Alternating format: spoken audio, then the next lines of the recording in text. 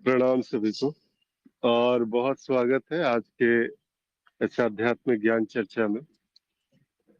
इस सत्संग के माध्यम से हम प्रयास करते हैं कि एक प्रश्न जो हमारे समक्ष आता है, उस प्रश्न के एक व्यापक अज्ञान पर एक प्रहार हो सके और जो भी उसमें छिपा हुआ जो ज्ञान है वो प्रकाशित हो सके। इसके साथ साथ जो हम सभी साधक भी है, एक सत्संगिक बहाना भी हो जाता है हमारे भीतर, खुद के भीतर झांकने का, कि अपने भीतर झांक करके अपनी जो त्रुटियां हैं वो हमें थोड़ी सी जानने में मदद मिल जाती है, अगर हम देखते हैं इसको तो इसीलिए इसी प्रकार से तो चलता है ये सारा सत्संग। आज का विषय बड़ा रोचक सा है और ये विषय बड़ा विचित्र सा भी है, इसको कहा जा सके तो, कि जब कुछ देखा नहीं, समझा नहीं, जाना नहीं, तो गुरुजन सबको समझा कैसे और क्या रहे हैं। और हम सभी जो बार बार सर हिला रहे हैं, हम समझ वास्तव में क्या रहे हैं। कोई भी ज्ञान मार्गी कभी भी ये नहीं बता सकता कि आखिर उसने क्या देखा है, क्या जाना है, एक अंतिम स्थिति में भी। और जो बिल्कुल साधना की शुरुआती स्थिति में भी अगर कुछ बोला जा रहा है, वास्तव में समझ क्या रहे हैं, ये तो खैर सीधी बात कह दी जाती है, बुद्धि से परे है, समझ से परे है। अगर जब तक तुम्हारी समझ चालू है तब तक तुम समझोगे नहीं। तो बड़ी अजीब सी बात है, कंफ्यूजिंग सा है ये चीज। थोड़ी स्पष्टता के लिए, क्योंकि बहुत सारे जो साधक जो भी सुनते भी है, तो वो इससे करेक्ट कर पाएंगे अगर वो अपने भीतर भी जाके, तो क्या वास्तव में उन्होंने जाना, क्या समझा, इस प्रकार से एक देखने का प्रयास यहाँ पे। तो जी अजय जी, प्रभु, कुछ बोल सकते हैं? जी प्रभु प्रणाम।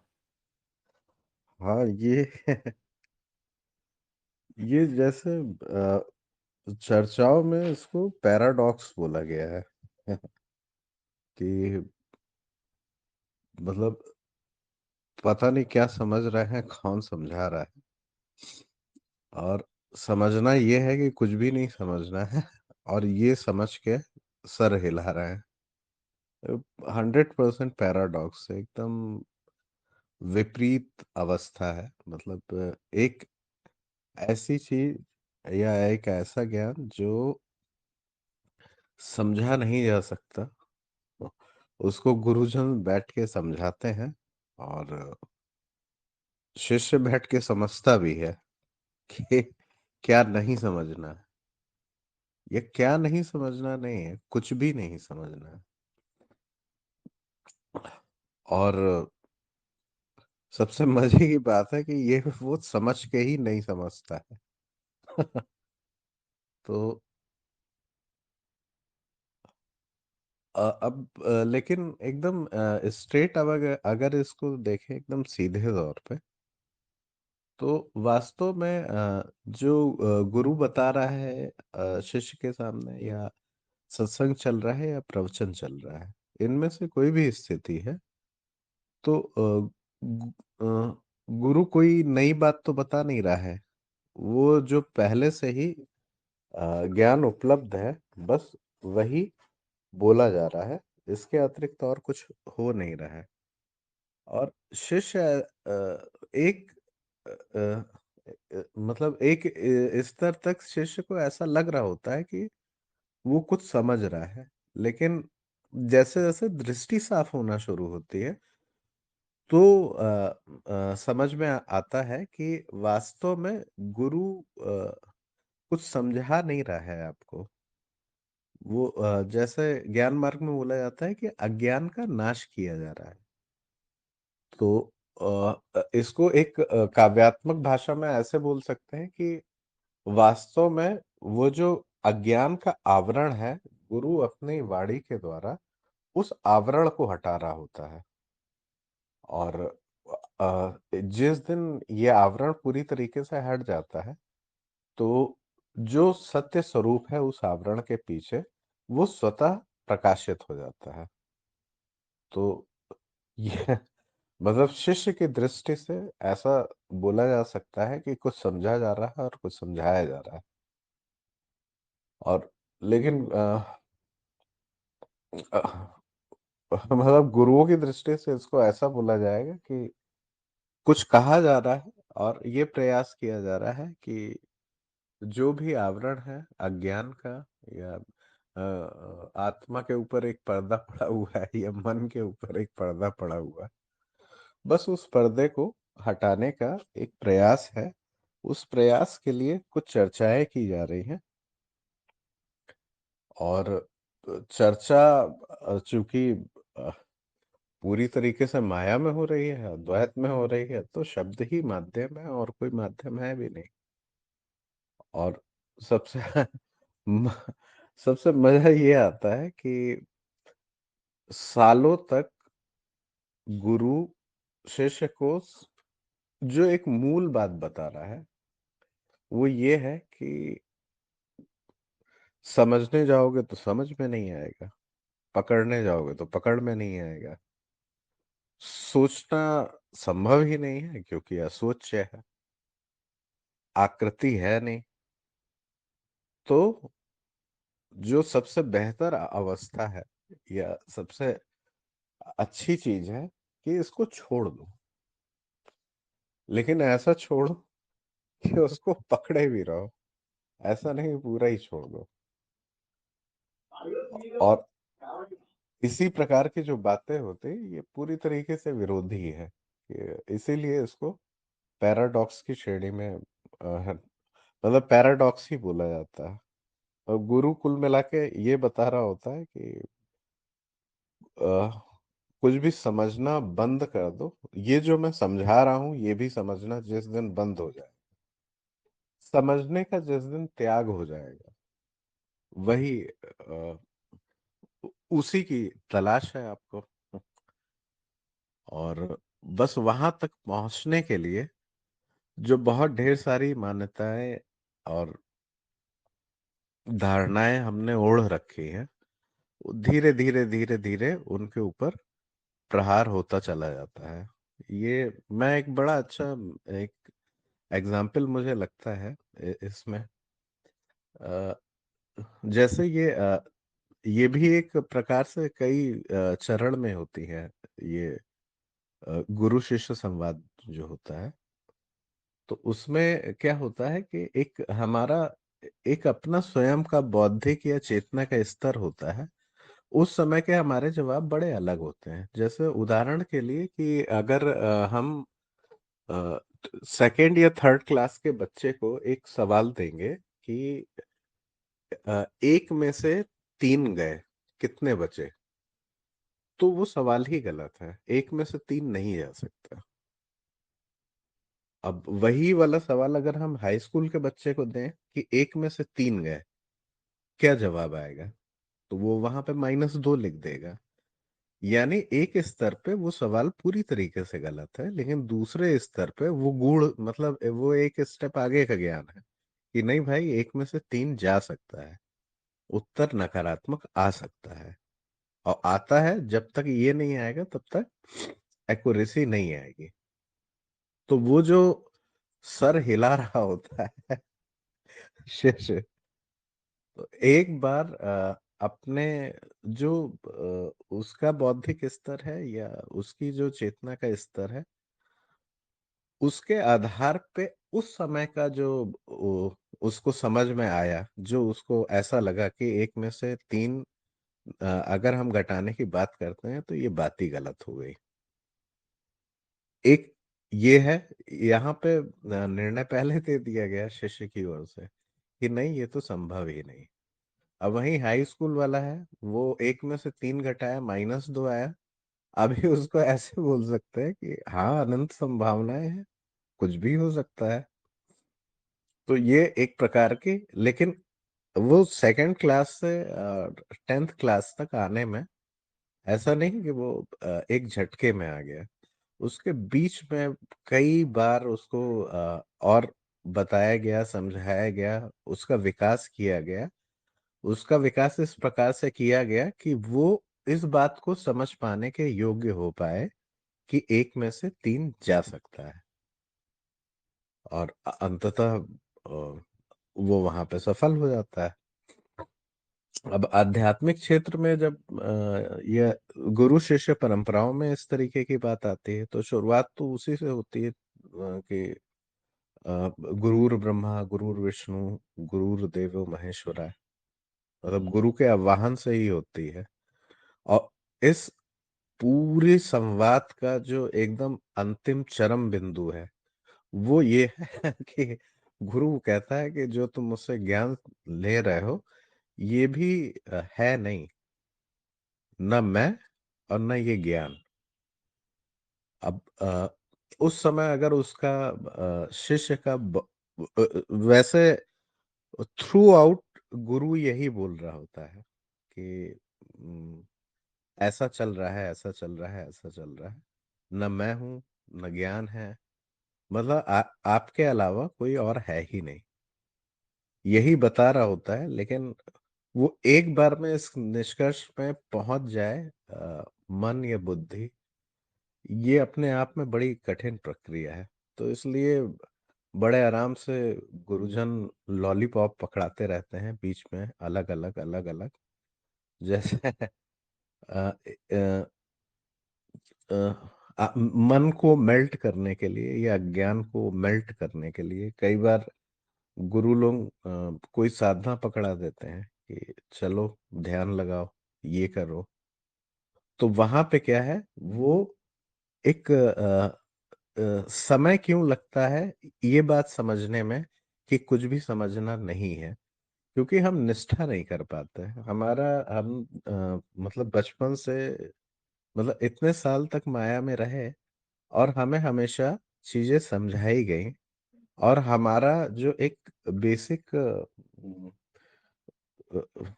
बेसिक मैन्युफैक्चरिंग जो है हमारी जीव की, उसका जो आधार है वो समझना ही है। और इसी तरीके से वो आगे बढ़ रहा होता है। अब सब कुछ समझना ये मेरी मूल प्रवृत्ति है, और कुछ भी ना समझना ये गुरु का लक्ष्य है कि किसी तरीके से इसको यहाँ तक पहुंचा दिया जाए कि ये कुछ भी समझना बंद कर दे, ये कुछ भी विचार करना बंद कर दे।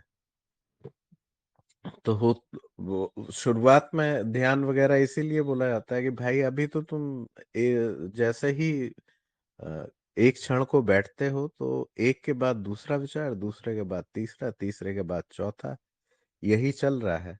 अब ध्यान में क्या है कि जैसे ध्यान का एक उपाय बताया गया, तो वहां पे अ, विचारों की संख्या बस कम होने लग गई।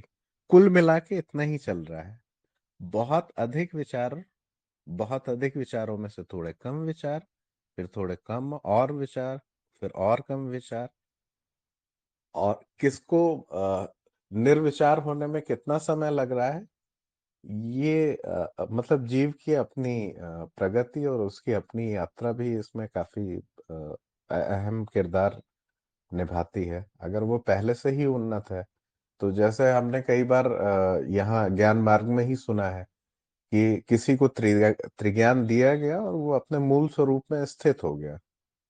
और हमने इसी ज्ञान मार्ग में कई बार सुना है कि कोई ज्ञान दीक्षा या त्रिज्ञान करने 4 साल पहले आया है, और अब भी मतलब बात हुई नहीं, बात बनी नहीं। तो अब यहाँ पे क्या है कि जिसका लेट सपोज त्रिज्ञान 4 साल पहले हुआ है, ठीक है, यानी ऐसा हम बस मान लेते हैं ये कि उसकी यात्रा का वो शुरुआती चरण है। अब धीरे धीरे धीरे धीरे बस उसको ये बताया जा रहा है नकारात्मक ज्ञान के जरिए कि क्या क्या तुम नहीं हो, क्या क्या नहीं हो, क्या क्या नहीं हो, क्या क्या नहीं हो। और जब वो ये समझ पाता है कि हाँ यार ये तो मैं हूं नहीं, तो वहां पे वो सर हिलाता है। सर तो मन हिला रहा है, लेकिन वो जो एक सेंस आ रहा होता है, एक टचिंग आ रही होती है, वो आ रही होती है आपके अनुभवकर्ता की या साक्षी की। और वैसे भी मन तो समझने में ही है, वो बस उस फील को देखता है कि हाँ बात तो सही है। और बात सही है, इसमें कोई मतलब डाउट वाली बात नहीं है। लेकिन जब वो बात सही या गलत किस दृष्टि से है, साक्षी या अनुभवकर्ता की दृष्टि से है। और जब वो एक निर्णय जब भीतर से बाहर की ओर प्रकाशित होता है, तो यहाँ पे एक थोड़ी सी दिक्कत आ जाती है कि यहाँ के नियमों के अनुसार ही अ, वो चीज प्रकाशित होगी। अब जब कोई चीज बहुत अच्छे से एकदम कोई कॉम्प्लिकेटेड चीज समझ में आ जाए कि अरे वाह, यहाँ इस ओर तो मेरी दृष्टि ही कभी नहीं गई थी, तो वो जो वो जो अभिव्यक्ति है वो हमेशा एक खुशी की होगी या हल्केपन की हो जाएगी। और इस प्रकार या सर हिलाना हो गया, ये कुछ अभिव्यक्तियां हैं जो एक भीतर से जो एक टचिंग आती है, वो बाहर अभिव्यक्त करने के लिए कि हाँ मैं समझ गया। बस शुरुआत ऐसे होती है कि गुरु कहता है कुछ भी नहीं समझना। अब उसकी समझ में ऑलरेडी इतनी समझे भरी हुई है शिष्य की कि एक बार में सारी समझ को गिरा पाना बड़ा मुश्किल है, जिसको ज्ञान मार्ग में अज्ञान का नाश बोला गया है। तो धीरे धीरे धीरे धीरे एक एक चीज पकड़ी जाती है। अब जैसे ज्ञान मार्ग में है, भगवान का वैसे अस्तित्व नहीं है, ठीक है, लेकिन इस बात को समझाने में कितना समय लगेगा। अब अब वो उसको अपरोक्ष अनुभव से समझेगा, लेकिन इस एक बात को समझाने के लिए उसको पता नहीं कितनी बातें समझनी पड़ेंगी। जैसे मुझे यहाँ से लेट सपोज यहाँ से लेट सपोज अमेरिका जाना है, ठीक है, ये एक बात है। लेकिन जब मुझे अमेरिका जाना है तो मुझे पता नहीं कितनी बातें समझनी पड़ेंगी। पहला, मेरे पास पैसा होना चाहिए। दूसरा, मेरे पास टिकट होना चाहिए। तीसरा, मेरे पास वीजा होना चाहिए। एयरपोर्ट में भी इस प्रकार से एंट्री करनी है, ये नियम है, फलाना है, ढिमाका है। बहुत ढेर सारी बातें समझनी ही पड़ेंगी, तब यहाँ से अमेरिका जाया जा सकता है। अदरवाइज तो कोई मतलब तरीका है नहीं ऐसा। जरूर है, मतलब आपके पास पैसा भी है, सब कुछ है, और जानकारी ही नहीं है कि घर से बाहर कैसे निकले और क्या साधन करें तो हम वहां तक पहुंचे, तब भी वो किसी काम का तो है नहीं। तो अब धीरे धीरे, मतलब ये एक उदाहरण है माया का, इसको सिर्फ समझाने की दृष्टि से बोला जा रहा है। और वही जब बहुत ढेर सारे अज्ञान है, जैसे ईश्वर नहीं है, इस बात को समझाने के लिए पता नहीं कितनी बात समझानी पड़ेगी कि और वहां पे उसके अपरोक्ष अनुभव कार्य कर रहे होंगे। उसका कोई तर्क तो है ही नहीं। कौन सी बात से वो क्या समझ रहा है, आप बता ही नहीं सकते। अब वो समझ नहीं रहा है बेसिकली, वो अज्ञान का नाश हो रहा है। वो बस इतना समझ पा रहा है कि हाँ ये चीज काम की नहीं है, इसको नहीं पकड़ा जा सकता और इसको छोड़ दें। तो वो छोड़ते छोड़ते छोड़ते छोड़ते, मतलब जैसे विष्णु जी हैं, तो एक समय में वो हो सकता है कि, एक उदाहरण स्वरूप बोल रहा हूँ कि अ, चक्र छोड़ रहा हो एक समय में वो, उनकी जैसे भगवान के लिए हम एक सुपर हीरो टाइप की कल्पना कर लेते हैं कि उड़ सकते हैं, ये कर सकते हैं, वो कर सकते हैं। उस प्रकार का जो स्वरूप पहले से उसने अपने दिमाग में बना के रखा हुआ है, फिर हो सकता है वो धीरे धीरे करके गलना शुरू हो, तो वो बड़ा समय लग जाता है। और जब उसको अप्रोक्ष अनुभव के आधार पे वो सत्यापित करता है, तब वो सर हिलाता है, कहता है हाँ ये मैं नहीं हूँ, ये भी मैं नहीं हूँ, ये भी मैं नहीं हूँ। लेकिन अभी अज्ञान का तो पूरी तरीके से नाश हुआ नहीं है, इसीलिए इधर शिष्य बैठा है और सामने गुरु बैठा है। तो गुरु और शिष्य दोनों को ही जिद्दी होना चाहिए मेरे हिसाब से तो। गुरु भी शिष्य को तब तक पकड़े रहे जब तक उसके अज्ञान का या वो आवरण पूरी तरीके से हट ना जाए। वो तब तक समझाता रहेगा और शिष्य भी पूरे ग्रहणशीलता के साथ गुरु के समक्ष बैठे और तब तक ग्रहण करता रहे जब तक उसका सत्य ये ना हो जाए कि कुछ भी ग्रहण किया नहीं जा सकता। खाली होना ही या खाली हो जाना ही लक्ष्य है एक प्रकार से। और इस लक्ष्य तक पहुंचने के लिए बहुत कुछ समझना पड़ेगा, ताकि उस समझ के आधार पे सारी समझ को ही गिराया जा सके। अ, मतलब मैं इस विषय पे इतना ही कहना चाहता हूँ। जी। सबसे कमाल की बात क्या है अजय जी अभी? सबसे कमाल की बात ये है कि समझ के विषय में जो है, यहाँ पर था कि कुछ समझ में नहीं आ रहा है और आप इतनी देर समझा भी गए और हमें समझ भी आ गया। वही ये पैराडॉक्स है। समझना जी ही है आप। कि कुछ नहीं समझना। अरे बाप रे। जी आत्म प्रकाश जी प्रणाम। प्रभु बोल सकते हैं अभी?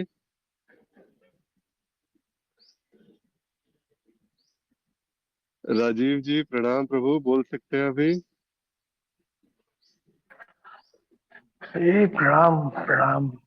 प्रणाम राजीव जी। तो आपकी क्या समझ में आया अब तक? देखिए, मेरी समझ में अब मेरी समझ में काफी कुछ आया, और जो काफी कुछ समझ में आया तो उसको मैं दो भागों में बांट देता हूँ। एक, जो जीवन चलाने के लिए जरूरी है, वहाँ उसका उपयोग होता है। और जहाँ तक अध्यात्म का सवाल है, तो अभी उस सीढ़ी पर ही हूँ जहाँ पर हर समझ को बस छोड़ने का प्रयास सा हो रहा है। ठीक है। अब हर एक के अपने अपने मत हैं, और तो तो देखिए, इसको आप किस तरह से, किस दृष्टिकोण से आप इस तरह के प्रश्नों के उत्तर देना चाहेंगे, उस पे निर्भर करता है कि अ, जो सामने जिसने प्रश्न किया है वो क्या कर रहा है। वैसे देखा जाए तो ये प्रश्न जो है वो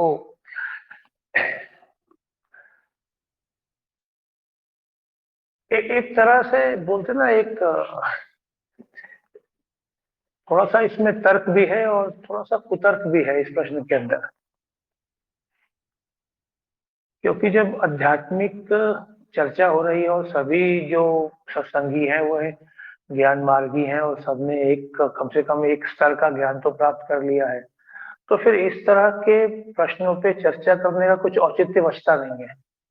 यदि सत्संग में ऐसे कुछ सत्संगी हों जो बाहर से हों, जिनको कम से कम ज्ञान मार्ग के बारे में या अपने स्वरूप के बारे में, या जो भी जो भी अध्यात्म का जो विषय है वो किस दिशा में किस ओर संकेत कर रहा है, उसकी कोई भी या थोड़ी सी बहुत मतलब अवधारणाओं वाली, मान्यताओं वाली ऐसी कोई सूचना हो, उन्होंने मन में कोई धारणा बना रखी हो, या फिर कोई ऐसा साधक हो जो बहुत ज्यादा बुद्धि पर निर्भर करता हो, तो उस तरह के साधक के साथ में ऐसी चर्चा करने का थोड़ा औचित्य निकल के आता है। ठीक है। पर ठीक है, आशा है कि जब आपका ये वीडियो अपलोड होगा तो इस तरह के कुछ साधक जो हैं वह इस तरह के प्रश्न ढूंढते हुए शायद इस वीडियो तक आ जाए और उन्हें कुछ उत्तर प्राप्त हो। तो बड़ा सरल सा उत्तर है, बड़ा सरल सा उत्तर है कि अध्यात्म के अंदर समझने का अर्थ इतना सा ही होता है कि जो कुछ अध्यात्म में आने से पहले माना गया, जाना गया, जो भी ज्ञान संचय हुआ बुद्धि के अंदर, मन के अंदर, जो भी संस्कार बने, जिनसे तादात्म्य बन गया है, कोई भी तरह का ज्ञान हो, वो कैसा भी भाव हो, कैसा भी विचार हो, उन सब के पीछे जो परम तत्व है, जो परम सत्य है, और परम सत्य भी क्या है, वह भी एक शब्द मात्र है तो पूर्ण अज्ञेयता, जाना तो कुछ जाता नहीं है, परंतु कम से कम जो जाना जा चुका है, जो माना जा चुका है, जो समझा जा चुका है, बस उसे मन का एक प्रकरण समझ के कि है, ये भी है, मन ऐसा ही करता है, मन चंचल है, बुद्धि चंचल है, और इसका ये कार्य है, वह अपना कार्य तो बंद नहीं करेगी, उतना समझ के फिर बस उस स्मरण में रहना, उस चेतना में रहना, इतना भरसा होता है।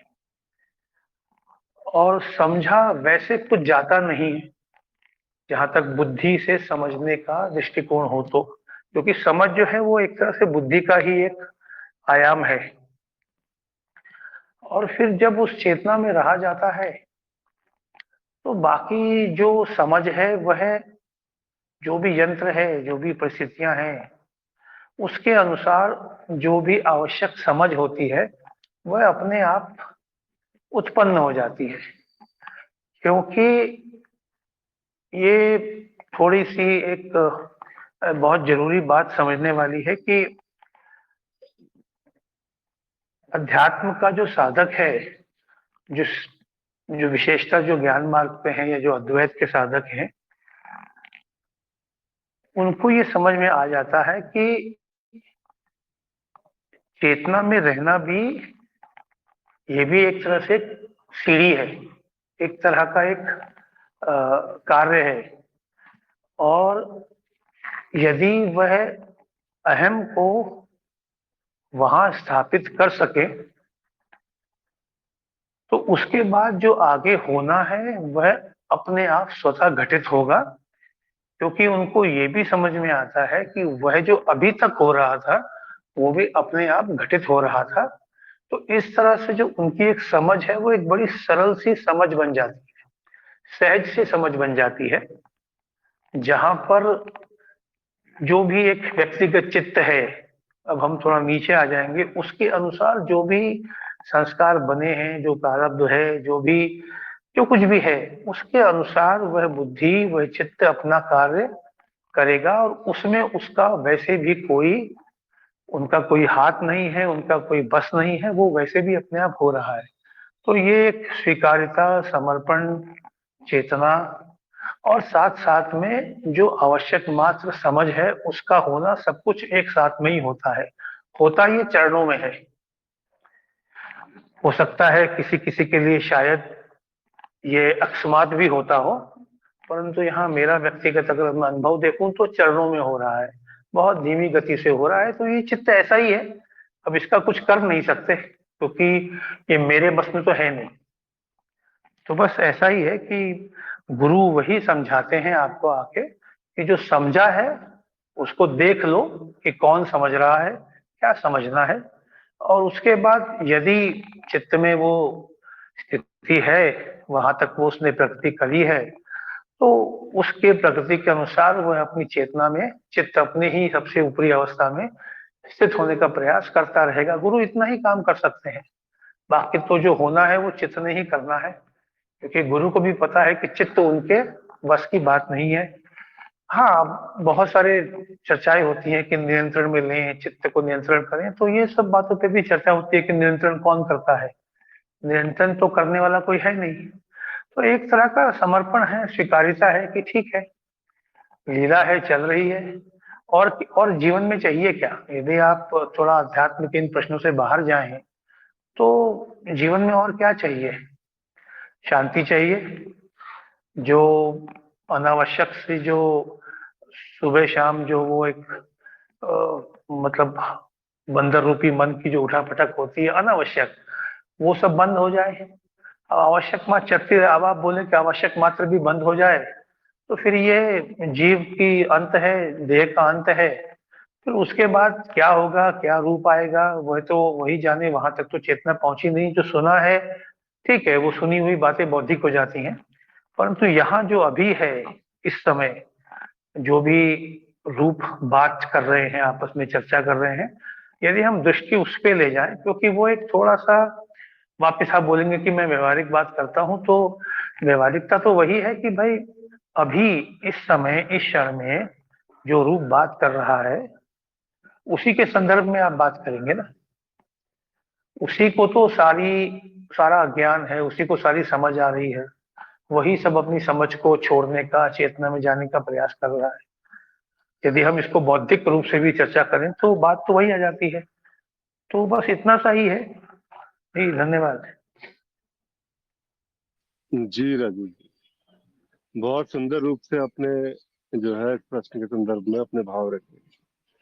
वैसे हर प्रश्न जितना भी, कोई भी प्रश्न अगर रूप लेता है और कोई भी प्रश्न सामने आता है, वो प्रश्न कहीं ना कहीं एक व्यापक तौर पे किसी न किसी अज्ञान की वजह से ही उस प्रश्न की उत्पत्ति होती है।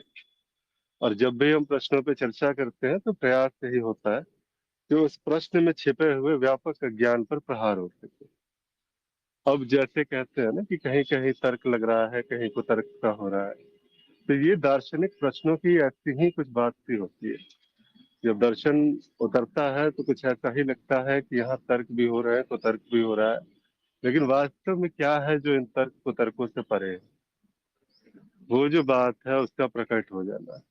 समझ पर चर्चा करते हुए अगर समझ का विसर्जन हो सकता है तो बहुत सही बात है। हमारा सारा का सारा जो प्रयास है, वो जो बार बार बुद्धि खड़ी होकर के वो जो निश्चय करने लगती है कि कुछ है जिसे समझा जा रहा है और कि कुछ है जिसे समझने का प्रयास लगातार किया जा रहा है, वो समझा जाएगा। प्रारंभिक स्थिति है, वो समझ समझ के ही वो समझ का विसर्जन होगा। वो सब कुछ जैसे कहते हैं ना, जिज्ञासा जो एक साधक का परम गुण है, उस जिज्ञासा से ही कोई साधक यहाँ पर आता है और जिज्ञासा को लेकर के वो आगे बढ़ता है इस मार्ग में। लेकिन जैसे ही जिज्ञासा से आगे बढ़ता है, यानी कि काफी सारे प्रश्न होते हैं और उन प्रश्नों का उससे उत्तर चाहिए होता है, तो इसी प्रकार से वो प्रयास करता है कि अलग अलग जो सूचनाएं मिलती हैं गुरुओं के माध्यम से, उन सूचनाओं को ग्रहण करता है, अपने प्रश्नों की सूची को वो खाली करता जाता है। अब इस पे अलग अलग नाम दे दिया गया, नीति नीति, और अलग अलग प्रकार से जैसे जैसे उसका त्रिज्ञान हुआ, जैसे जैसे ज्ञान दीक्षा कार्यक्रम में आगे बढ़ा, या फिर किसी भी गुरु के सानिध्य में अपने अज्ञान की नाश की ओर उसने कदम बढ़ाए, उसके हर बढ़ते कदम के साथ क्या होता है, जो भी उसकी आज तक की समझ थी और जो भी उसके आज तक की समझ से जो पैदा हुए प्रश्न थे, वो प्रश्न धीरे धीरे वो समाप्त होने से लगते हैं, चरणबद्ध तरीके से ही सही, लेकिन वो जो सूचनाएं थी, उन सूचनाओं पर कार्य होता है। और कार्य होने के बाद, जिसे कहते हैं ना ज्ञान मार्ग में श्रवण मनन निध्यासन, ये जो है 3 चरण बताए गए हैं। इसी में जब श्रवण हो गया, श्रवण के साथ में जो जिज्ञासाएं होती है, वहां पर कुछ हद तक एक प्रारूप जो है वो उत्तर का एक मिल जाता है वहां पे, और वहां पर फिर मनन शुरू होता है, वो सिर्फ समझने का प्रयास होता है। बहुत सारे प्रश्न, बहुत सारे प्रश्नों का जमावड़ा सा होता है एक साधक के मन में, और उसी के प्रकार से वो इस जो है मार्ग में आगे आना शुरू होता है। तो एक स्थिति यहाँ पर है जहाँ पर बिल्कुल समझा जा रहा है, एक एक वाक्य समझा जा रहा है, गुरु के द्वारा बताए गए एक एक शब्द समझा जा रहा है। फिर थोड़ी सी स्थितियां, जैसे कहते हैं बुद्धि की सीमा का दिख जाना, वहां पे वो जो बुद्धि की सीमा जो है वो जैसे दिखती है, और वो जैसे ही वो बात गर्म तवे का स्पर्श, आप पुरुष हो ये प्रमाणित हो जाना, वो अलग अलग प्रकार से गुरुजन बताते हैं, इसकी व्याख्या करते हैं। तो वो जिस समय वो बात हुई, जिस समय वो घटना घटी, उसके बाद फिर रह क्या गया आखिर, उसके बाद बस यही चीज है। फिर ये एक हास्यास्पद सा थोड़ा एक विषय, जिसे ऐसा लगता है कि जब कुछ देखा नहीं, कुछ जाना नहीं, कुछ समझा नहीं, और वास्तव में वैसा ही तो कुछ होता है। वो देख करके भी ऐसा लगता है ना कि वो देखना ही, जिससे फिर उस देखने का जो है विसर्जन हो जा रहा है। कुछ ऐसा जो है वो समझ में आ गया, जिससे ये समझ की वृत्ति जो है वो छूट सी गई। वो समझ का जो प्रयास था वो छूटता गया। तो ये सारा एक दर्शन में उतर करके इस प्रकार से ये बातें कही जाती है। और हम सभी जो सर हिला रहे हैं बार बार, वो बार बार यही है कि हाँ ठीक है, वो समझ में तो आ रहा है, लेकिन वो समझ में आ कुछ नहीं रहा। आप लोगों ने बहुत बेहतरीन तरीके से इस पर प्रकाश डाला, बहुत बेहतरीन तरीके से इस प्रश्न के एक व्यापक ज्ञान पर अपना दृष्टिकोण दिया। प्रणाम अश्विन जी, बोल सकते हैं प्रभु अभी। जी नमस्कार। जी नमस्कार। आज का जो ऐसे ही हम लोगों ने चर्चा का विषय चुना। नहीं, आपने जो अभी कहा, मैं थोड़ा देर से ज्वाइन किया, अभी जो आपने कहा वो बात बस उतना ही है और कुछ कहने लायक है नहीं। कि जो भी देखा जाएगा, समझा जाएगा, जाना जाएगा, अंत में यही पता चलता है कि जो देखा जा रहा है, जो समझा जा रहा है और जो जाना जा रहा है, उसके परे कुछ और है जो ना देखा जा रहा है, ना समझा जा रहा है, ना जाना जा रहा है, जिससे ये सब घट रहा है, जिस पर ये घट रहा है, जिस पे ये जानना, समझना और जानना जो है वो एक तरीके से देखें तो सहज होता है। मतलब उसमें कुछ नहीं भी करेंगे तब भी जानना घट रहा है। हमारे करने से जानना घटेगा ऐसा नहीं होता, हम करने से उसमें अवरोध पैदा कर सकते हैं। पर जानना जो है वो स्वतः घटता है, सहज घटता है, सरलता से घटता है। तो जानना एक स्थिति है, फिर बुद्धि बीच में आ जाती है, जिसको हम कहते हैं कि वो पहचान गए उसे, समझना, उससे उससे कुछ निचोड़ निकालना।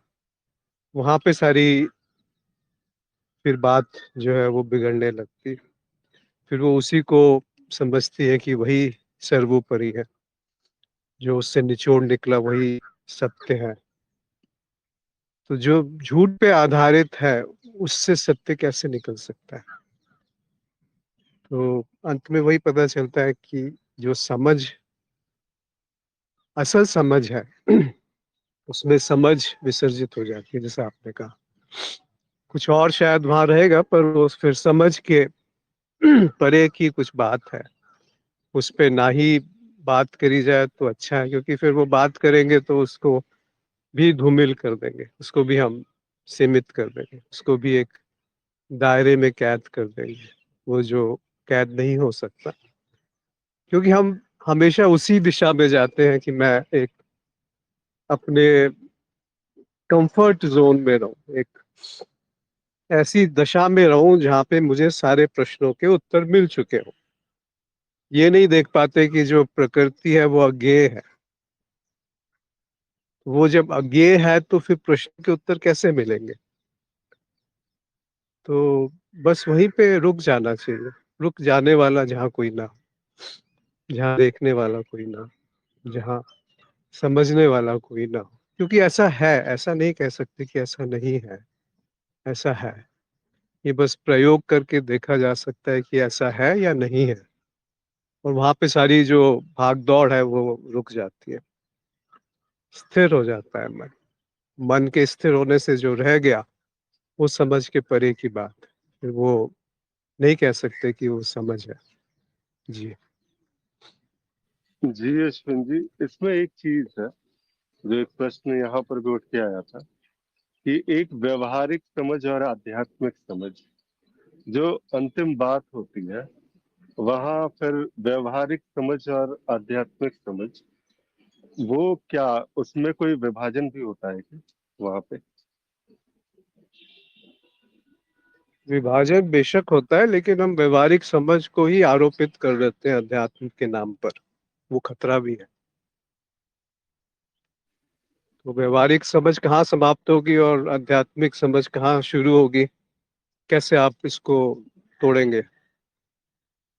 बहुत बहुत बड़ा खतरा है यहाँ पर। इसीलिए वो मन बुद्धि को जब आवश्यक होगा वो कृत्य करने लगेंगे, पर जहाँ उनकी आवश्यकता नहीं है, वहां पर वो शांत हो जाएंगे। तो हो सकता है कि 99% समय पर उसकी आवश्यकता ना हो सकता है। तो फिर वो व्यवहारिक समझ के नाम पर जो एक नया नया एक पर्दा पैदा हो सकता है, वो उसको भी हटा दिया जाए तो अच्छा।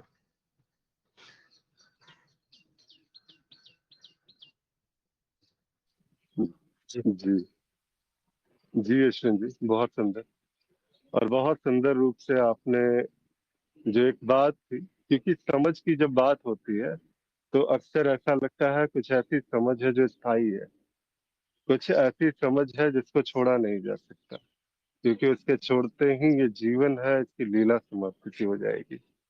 कुछ ऐसी समझ है जिसको इतनी जोर से पकड़ के रखना है कि वो पकड़ अगर हमारी छूटी तो पता नहीं क्या क्या छूट जाएगा, और वो छूटना भी चाहिए नहीं। ये निर्णय भी वहां पे साथ साथ में चला जा रहा है। और जब इस प्रकार से अगर बातें होती है तो फिर वहां पर ही जो है ये समझ का जो विभाजन है, वो विभाजन करके कुछ है जो बैलेंस बनाना चाहता है, कुछ है जो उस बैलेंस के साथ में आगे बढ़ना चाहता है।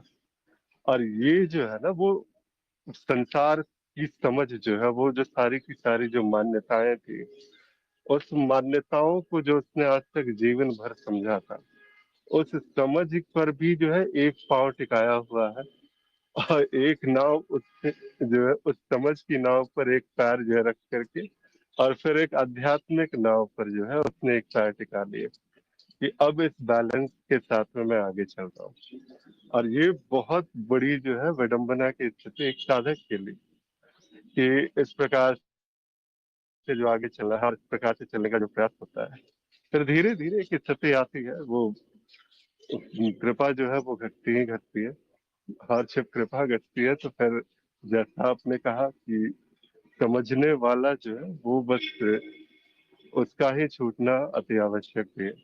जैसे ही वो चीजें होती हैं तो फिर आवश्यकता अनावश्यकता से परे जो है तो छूट ही जाता है, और जो है तो फिर कुछ ऐसा कि जिसके समझने के बाद वो समझने वाला वो विसर्जित हो गया।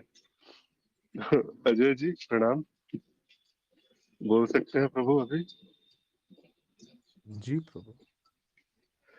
ये जो है ना आध्यात्मिक समझ और व्यवहारिक समझ के बीच का जो सामंजस्य है, आपको क्या लगता है इसके संदर्भ में?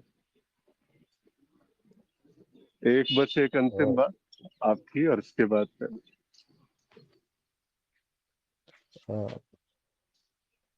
अ, मेरे मतलब मेरे मनन के अनुसार व्यवहारिक समझ और आध्यात्मिक समझ दोनों ही मतलब मुझे तो बिल्कुल एक जैसी ही लगती है। बस शब्द अलग अलग दे दिए गए हैं। जैसे मुझे खाना किस प्रकार खाना है, या बाहर रोड पे चलने के नियम क्या है, ये भी हमें कोई ना कोई बता ही रहा होता है। तो गुरु तत्व वहां पे भी काम कर रहा होता है कि ये व्यवहारिकता है। एक दूसरा गुरु तत्व है, जो हो सकता है दाढ़ी बढ़ा के और गेरुए वस्त्र पहन के हमारे सामने बैठ गया हो, और अध्यात्म के विषय में कुछ चर्चा चल रही हो वहां पे। तो वो भी मतलब सिर्फ एक ज्ञान ही है। और एक दूसरे तल से अभी जैसा शायद अश्विन जी ने बोला था, या हाँ अश्विन जी वैसे हाँ, वो चले गए अभी, वो बोल रहे होंगे। कि अ,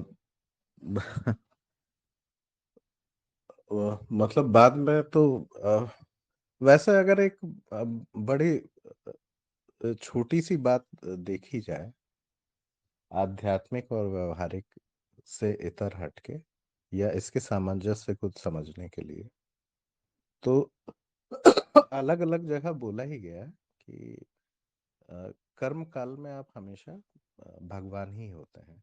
मतलब जिस समय आप कोई भी कार्य कर रहे होते हैं, तो वो कार्य मतलब आपको ऐसा प्रतीत होता है कि जीव को ऐसा प्रतीत होता है कि वो खुद कर रहा है। और बुद्धि, अहंकार ये सब आके उन कार्यों के क्रेडिट लेने लग जाते हैं। लेकिन अगर हम थोड़ी सी सूक्ष्म दृष्टि से देखें तो जिस समय हमारे माध्यम से कोई भी कर्म हो रहा होता है, उस समय तो हमें ज्ञान भी नहीं होता कि एक्चुअली में कर्म हो कैसे रहा है। जैसे मैं एक छोटा सा उदाहरण लूं कि कैरम बोर्ड हम खेल रहे हैं और हमें कोई गोट मतलब मतलब कोई गोट निकालनी है या क्वीन कवर निकालना है। तो अगर हम ध्यान से देखें, जिस समय हम अपना शॉट ले रहे होते हैं, एग्जैक्टली वो वाला मोमेंट, उस समय कोई न ज्ञान होता है न समझ होती है, बस एक एक्शन हो रहा होता है। और इसको ज्ञान मार्ग में अनुभव क्रिया बोल दिया गया है। वास्तव में हम उस समय अनुभव क्रिया होते हैं, अगर गौर से देखा जाए तो, बहुत ध्यान से। अब हम खेल तो कैरम रहे हैं, लेकिन चल अनुभव क्रिया रही है। तो इसको हम व्यवहारिक कहें या आध्यात्मिक कहें, ये थोड़ा सा थिन लाइन है। और जिस समय हम सो रहे होते हैं, उस समय भी अनुभव क्रिया ही हो रही होती है। हमें ये तो ज्ञान है, उस समय कोई ना तो ब्रह्म है, ना कोई समझ है, ना कुछ कुछ भी नहीं है, नथिंग, जीरो। वो भी अनुभव क्रिया है, और इस बात का हमें ज्ञान हो रहा है कि उस समय हमें कोई ज्ञान नहीं होता। और कैरम खेलते हुए जब हम पूरे व्यवहारिक जगत में हैं या हम वॉक कर रहे हैं, और जिस समय हम कोई कार्य कर रहे हैं, उस समय हमारे दिमाग में कुछ होता ही नहीं है, और वो अनुभव क्रिया ही चल रही होती है वहां पे। बस हमारी दृष्टि नहीं, हम उस ओर देख नहीं पाते। और क्यों नहीं देख पाते? अज्ञान के पर्दे की वजह से वास्तव में उस ओर दृष्टि नहीं जा पाती।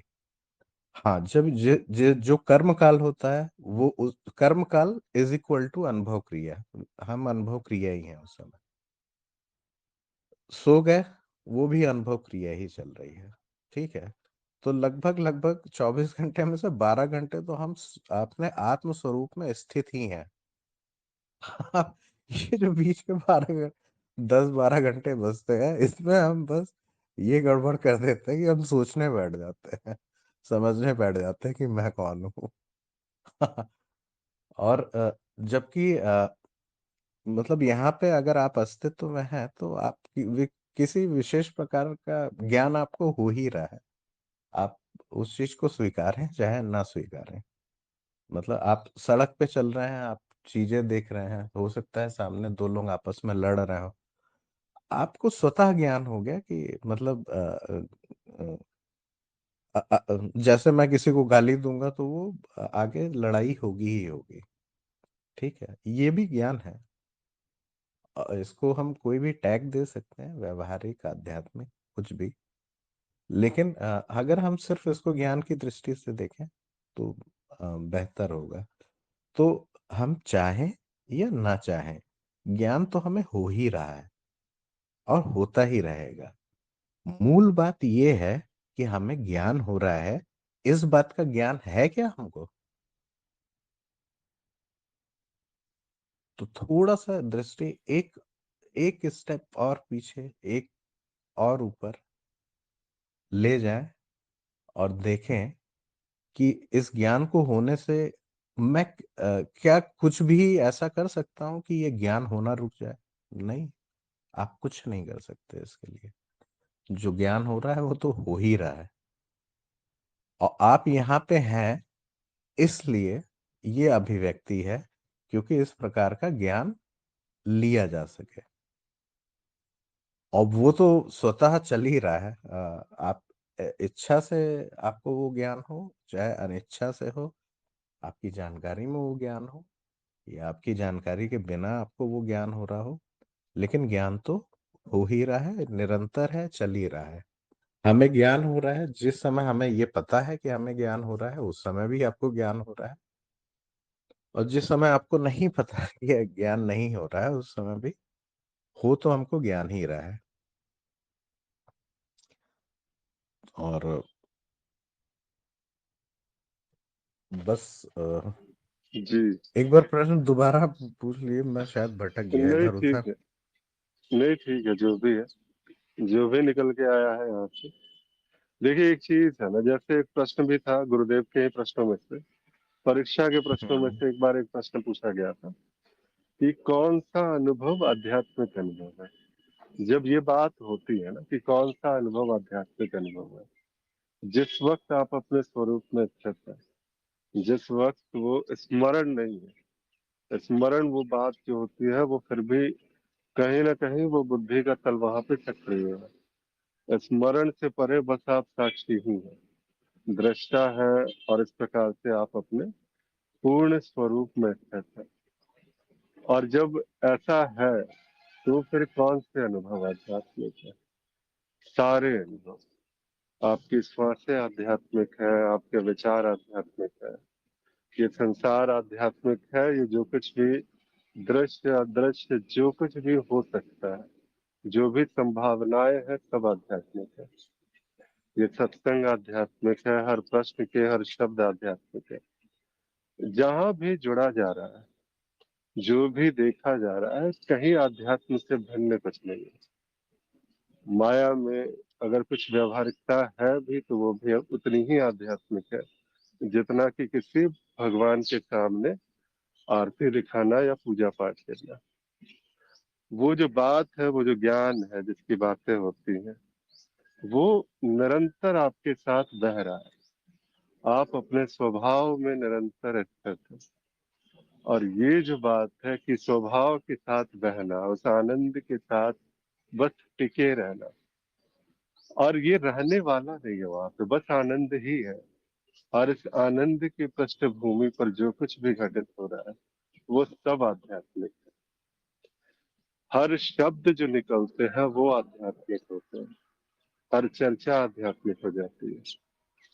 और शायद इसीलिए यही एक कारण है कि जब ये मिठास जब उतरती है, और जब इस मिठास से कोई भी बातें जो है जब इस प्रकार से जब चर्चा में उतरती है, तो उसका रस जो है वो, जो कहते हैं ना कि बस गुड़ का होना आवश्यक है, मक्खियां तो वहीं जाती हैं, वो सारी चीजें हैं, वो फिर उतरने लगता है।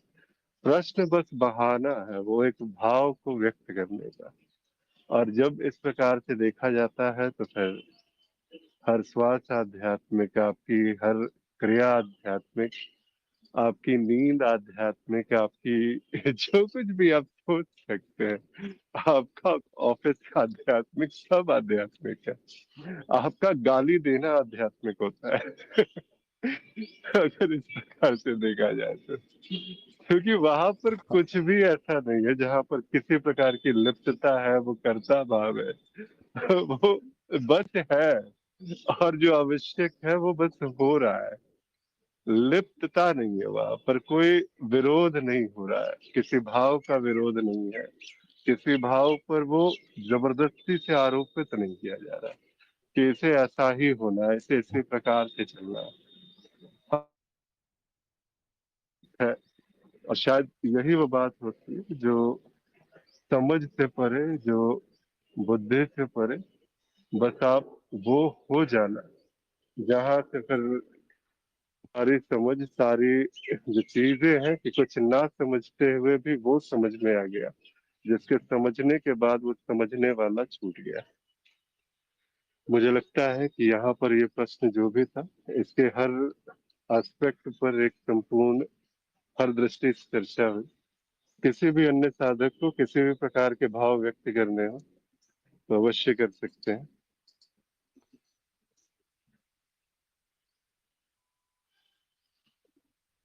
प्रणाम जी सभी प्रणाम को। मधु जी। जब कुछ देखा नहीं, समझा नहीं, जाना नहीं, तो गुरुजन सबको समझ कैसे और क्या कर रहे हैं। तो यही तो सबसे आश्चर्य की बात है कि कुछ ना देखा, ना जाना, ना समझा, फिर भी सब कुछ हो रहा है। सब समझा भी जा रहा है और गुरुजन समझा भी रहे हैं और सब समझ भी रहे हैं और सब सर हिला भी रहे हैं।